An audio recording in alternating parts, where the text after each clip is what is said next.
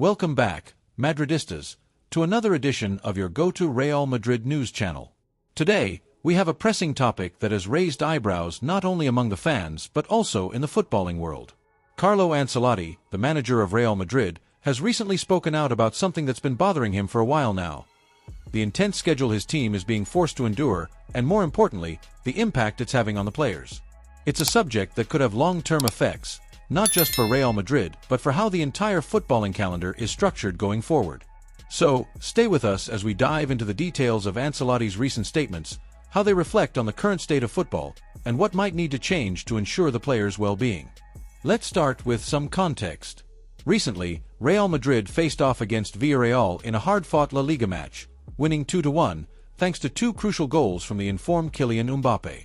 However, this victory came at a significant cost. Real Madrid played this match only 66 hours after their intense penalty shootout win against Atletico Madrid in the Champions League. That's right, less than 3 days of rest between two of the most demanding matches a team can face. And this is a problem Ancelotti is absolutely furious about. Ancelotti, who has been managing top clubs for decades, knows how important rest is for players. And this constant schedule crunch, without enough recovery time, is something he's not willing to accept anymore. In his post-match comments after the Villarreal game, Ancelotti was very clear. He will no longer accept games with less than 72 hours of rest between them. And he's calling on La Liga to take action. But why 72 hours? Well, FIFA recommends at least 72 hours of rest between matches to give players enough time to recover both physically and mentally. After all, football is becoming an increasingly fast-paced, high-intensity game. Players are running, sprinting, tackling, and pressing for 90 minutes, and after such exertion, they need adequate time to recover in order to avoid injuries and maintain top performance levels.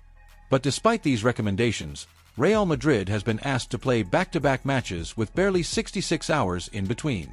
And it's clear from Ancelotti's comments that this is no longer something the club is willing to accept.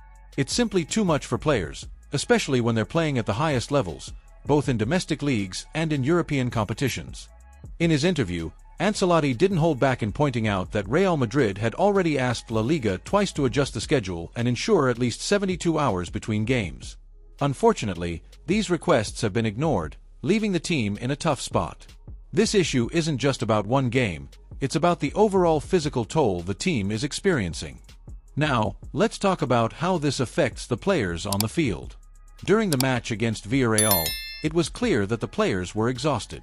In fact, Ancelotti himself mentioned how the team showed visible signs of fatigue, especially in the second half. But despite the exhaustion, the players managed to dig deep and secure a vital victory. That's where the manager praised their character and commitment.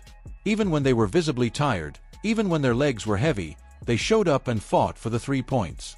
This, according to Ancelotti, is what makes this squad so special. The character, the resilience, and the commitment to never give up, these are qualities that define Real Madrid. But let's take a moment to think about this. How sustainable is this approach in the long run? Sure, it's impressive to see players push through fatigue and still perform, but this can't be the standard for every match. If players are constantly running on empty, we're likely to see more injuries, dips in performance, and a higher risk of burnout. This isn't just a matter of 1 or 2 tough games. It's about the bigger picture. A packed schedule that doesn't allow for adequate rest could ultimately harm the team in the long run. Ancelotti is right to be concerned, and it's a concern shared by many across the footballing world. So, what should be done? Well, first and foremost, La Liga and other football governing bodies must listen to managers like Ancelotti. FIFA's recommendation of 72 hours of rest is there for a reason, and clubs shouldn't be forced to play such high-stakes games with so little recovery time. The team's performance will inevitably suffer, and worse yet, injuries are more likely to occur. It's time for La Liga to seriously consider changes to the fixture calendar. A little more breathing room in between games would go a long way in keeping the players healthy and ensuring that the matches stay at the high level we all expect. We've seen it before, top players being sidelined with injuries due to overexertion. That's why rest is so important. Players need to be physically prepared, but they also need mental freshness. You can't expect a player to give 100% every time if they haven't had the time to fully recover. This issue isn't just about Real Madrid, either. It's a problem that affects every top club playing in multiple competitions. Look at other leagues across Europe. Teams are often playing multiple times a week, sometimes with just days of recovery between matches. This leaves little room for proper training, and players barely have time to catch their breath. If football is to continue evolving at the pace it is, leagues need to adapt by scheduling more intelligently and making the health and safety of players a priority. As we wrap up, we want to hear from you, Madridistas. What do you think about the current schedule and the pressure on players to perform without enough rest? Do you agree with Ancelotti's statement that no team should be asked to play with less than 72 hours between matches?